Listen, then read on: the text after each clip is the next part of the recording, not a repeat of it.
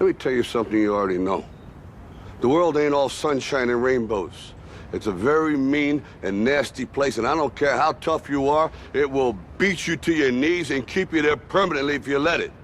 You, me, or nobody is gonna hit as hard as life. But it ain't about how hard you hit.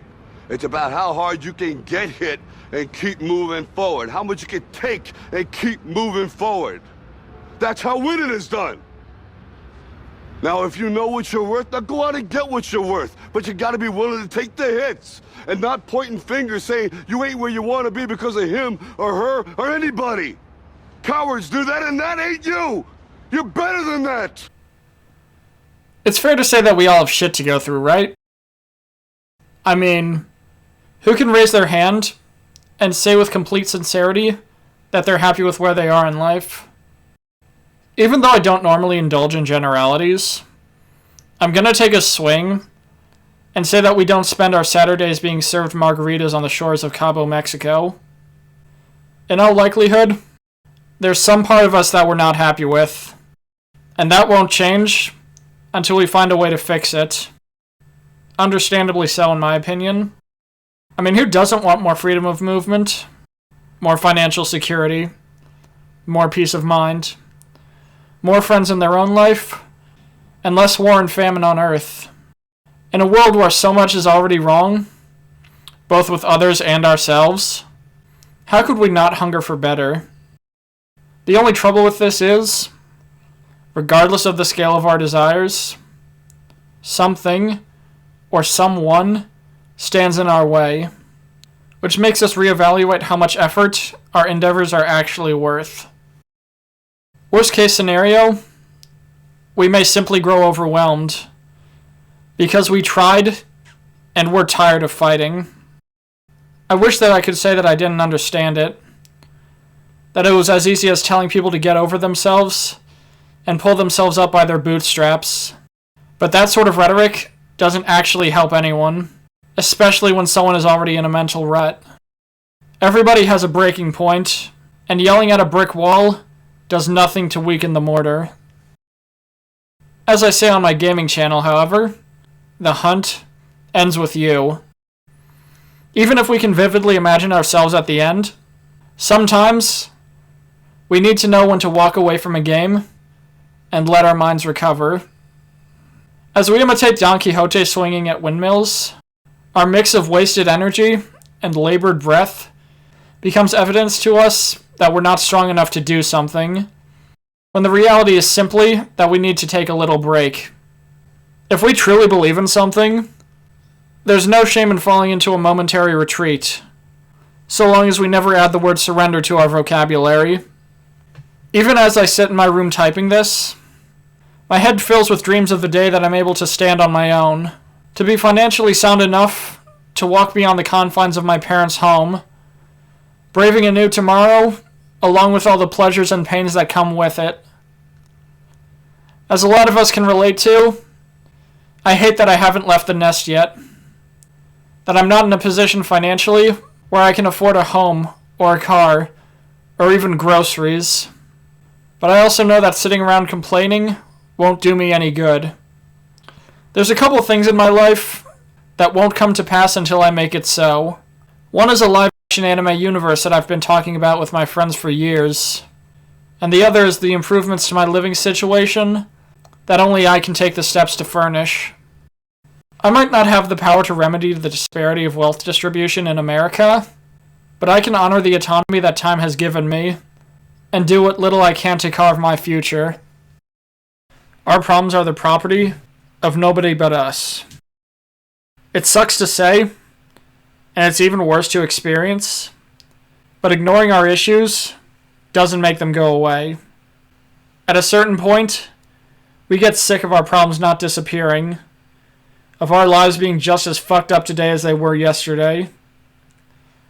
We eventually become nauseous at the thought of them endlessly repeating themselves, and so we acknowledge and accept that people bailing us out of our own misery is a luxury instead of an expectation.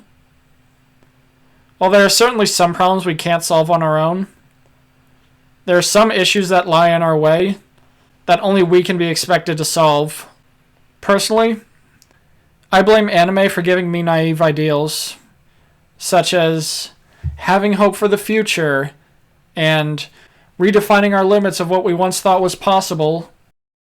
I mentioned Naruto in my last video, but Attack on Titan is also a culprit of this.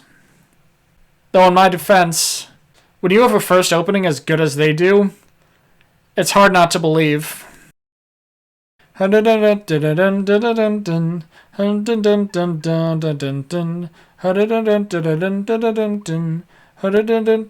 Yeah, wait. What point was I trying to make again? Oh yeah. Attack on Titan gave me more than just a fun show to watch. It was kindling to a burning youthful spirit, not just because of the energy and the meaning behind the lyrics, but because it centered on someone who had had enough. Who was forced to watch as giant beasts destroyed his home and devoured those he held dear. Like the lyrics say, prayers mean nothing. The only thing that will bring about change is the will to fight. We witness the horrors that the Titans are capable of. We empathize with the lives impacted, and we pray that the scrappy underdogs, armed with nothing but a blade and a will to live, shed the rule of the cannibalistic beasts of Paradise. Most of us probably don't have to contend with man-eating monsters, but even still, we can all certainly relate to casting off those who stand in the way of our freedom, which gives us all the more reason to take up the blade and carve our own tomorrow. And for legal reasons, that's 100% a metaphor. It's a metaphor. It's a metaphor. It's a metaphor. No! It's a metaphor. No! With all that said, you probably know what I'm going to say next. Two things, actually. Fiction can only give us so much guidance, and telling someone to do something is far easier than actually doing it, especially if that person is condescending to us from their golden perch. If done poorly, guidance can be as condescending as someone going, "Oh, you're homeless? Well, just get some money then." I definitely don't want to downplay the difficulties of others, and I certainly won't pretend that I have all the answers either. But just like I did in the last video, the best that I can do is offer my own experiences and hope someone takes something from it. With that in mind, I want to return to my discussion of comparisons for but a moment, and how we evaluate ourselves based on our expectations of others. If pointed in the wrong direction, this can certainly be toxic, making us feel worse about ourselves because we're not as good as the people who are ahead of us. Au contraire, however, we gain a revised sense of our self-worth and inner potential as we see the successes of those who were once considered the bastards of their litter.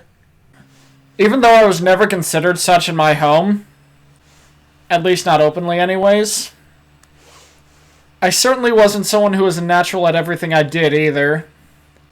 If my life ended up being that easy, there probably wouldn't be any lessons to learn from my childhood, as you learn a lot more in failure than you ever do in success. No. Like anyone else, I was someone who grew up with issues, who had to contest with roadblocks to achieve what I wanted. Oftentimes, those roadblocks even got the best of me, so it's probably fair to assume that failure is where the story ends. Right? In a world where everyone has the same mental makeup, probably. Fortunately, however, reality tends to mirror the parable of the tortoise and the hare. And in this timeline in particular, I happen to be the tortoise. Okay, I know that sounds like a really weird flex, but I think it works in this context. I've had to deal with autism since an early age, and as people on the spectrum stereotypically take longer to process things, theoretically, I should be worse off than someone with a much higher processing speed than me. Right? Technically this is the case, but only for those who don't use their natural gifts to excuse a lack of effort. Do I have talent, Dad? Of course you have talent. You got all the talent in the world. Can I be a baseball player? You can be anything you want to be. Remember, the saddest thing in life is wasted talent. You could have all the talent in the world, but if you don't do the right thing, then nothing happens. But when you do right, guess what? Good things happen. There's an unfortunate number of people on every side of the spectrum, no pun intended, who would use their struggles in life to explain why they can't do something. Fortunately, even during the days when I didn't know what autism was, I was taught not to let momentary setbacks get in the way of long-term happiness. In this sense, the difference between me and many people who should theoretically be my superiors is that I learned not to sit on the sideline crying while others claim everything I ever wanted. Eventually, anyways. As a quick Rorschach test, when I say the word autism, what adjectives come to mind?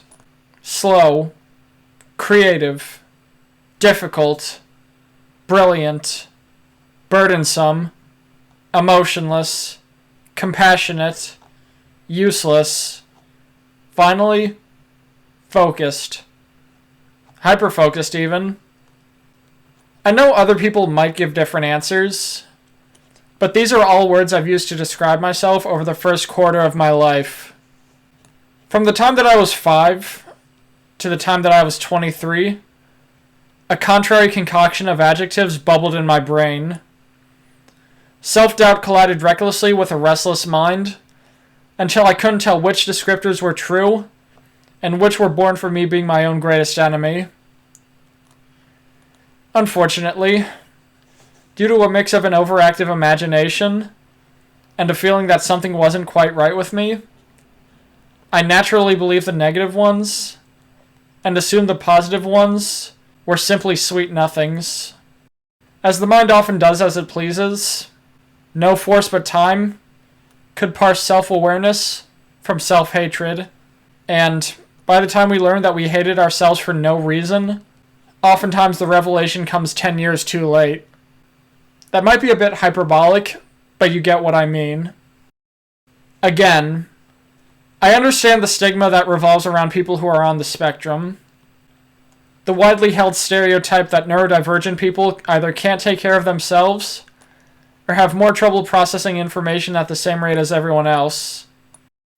While I admittedly have my moments, like asking my friends as a 23-year-old if there's a halftime in baseball, I'm also breathing evidence that one is not defined by their disability.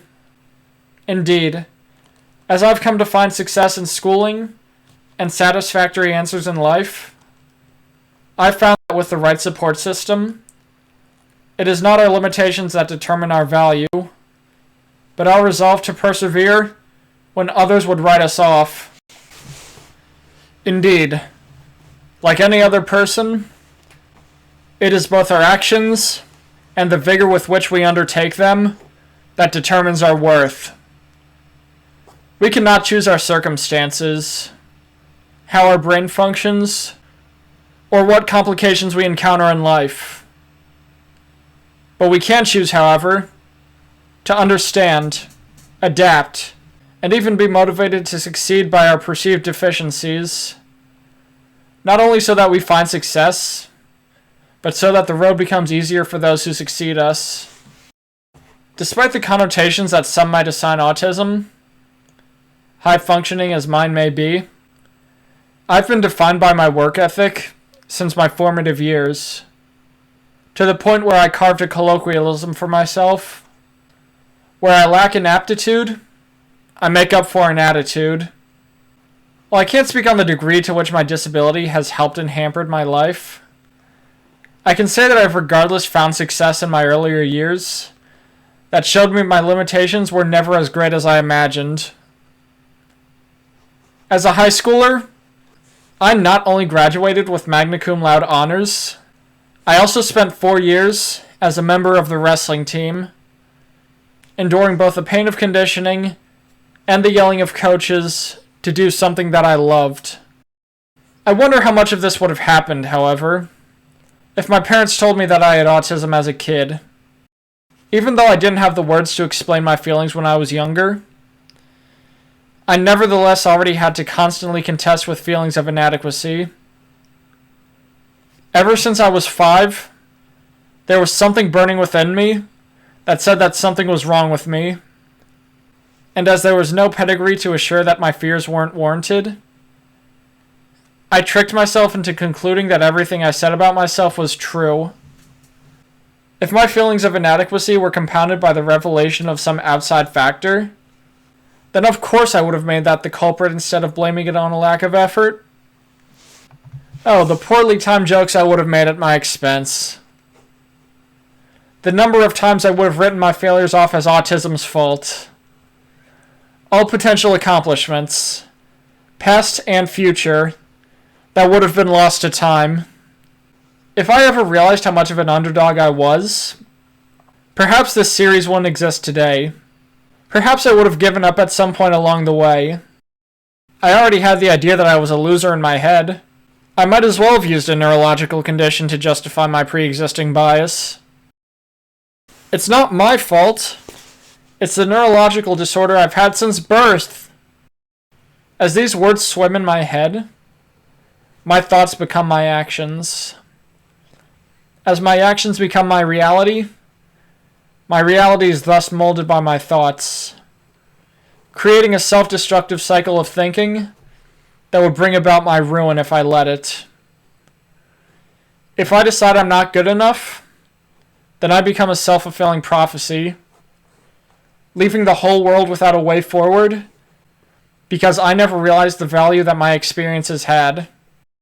And just like that, the words of encouragement from an otherwise sagacious man become buried in the sands of time. My friends, family, and teachers could put me back on the right course as many times as they liked. But if I don't learn how to pick myself back up, then I'll never be the successful person that I want to be. Nor will I ever be able to help others who are enduring the same self-doubts. If I don't believe that I'm good enough, then I'll never prove that I am, to myself or others, and will thus always end up right back where I started, as though I never even took a step. All of us have desires. Many of us are likely discontent with where we are in life, and many of us have something standing in the way of better days. As unfair as it is, we are judged most harshly for our lowest moments. If we fail to rise to meet the occasion when our hour of definition comes, then we will likely use that as justification to not try in the future. Instead of using a moment's inconvenience as wind under our wings, we become caught up in the initial failure. Instead of turning past pain to future prosperity, we use our earliest losses as a reason to validate the answer we wanted all along. I'm not good enough, so I'm not going to try. We point to the things outside of our control to escape the hardship of growth. But for us to reach a point of personal catharsis, we're going to have to steel our souls, strip our mouths of the excuses that nobody wants to hear anyways, and take the pains with the pleasures one day at a time. Neurodivergent or not, we will be faced with hardships in our lowest moments, and we will likely have an easy scapegoat. To that effect, who we become is entirely dependent on who we blame. From that point, we have two options: internalize the loss and be a stronger person for it, or we can throw our hands up and say, I tried. The former option evidences the ethos I discuss in the next video, where I talk about turning pain to prosperity, as well as my philosophy that attitude picks up where aptitude lacks. The latter choice, however, ensures that we'll never find the closure that we should seek. We may find someone we can momentarily blame for our mistakes, but finger-pointing that's easy in the moment can create a lifetime of underachieving if we're not careful. After all, humans are nothing if not creatures of habit.